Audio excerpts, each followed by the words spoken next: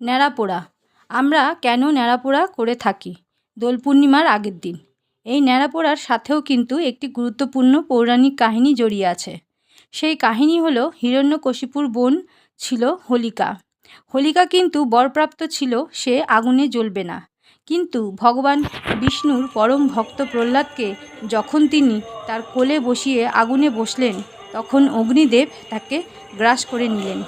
সেই দিন থেকে শুরু হয় খারাপকে শেষ করে নতুন বসন্তকে আপ্যায়ন করা।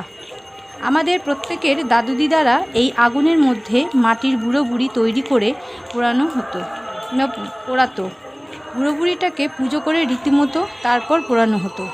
আগের দিনে বাঁশের কঞ্চি দিয়ে পোড়ানো হতো, কিন্তু এখনকার দিনে সেরকমভাবে বাঁশ না পাওয়ায় এখন নারকেলের পাতা ও অনেক শুকনো পাতা জড়ো করে পোড়ানো হয়ে থাকে। তারপর থেকেই আমরা হোলিকা দহন করে থাকি। তারপরেই আমরা আমাদের বসন্ত উৎসব অর্থাৎ দোল পূর্ণিমা পালন করে থাকি। তারপর আরও একটি শ্লোক বলে থাকি, আজ আমাদের ন্যাড়া পোড়া, কাল আমাদের দোল পূর্ণিমাতে চাঁদ উঠেছে, বলো হরি বল।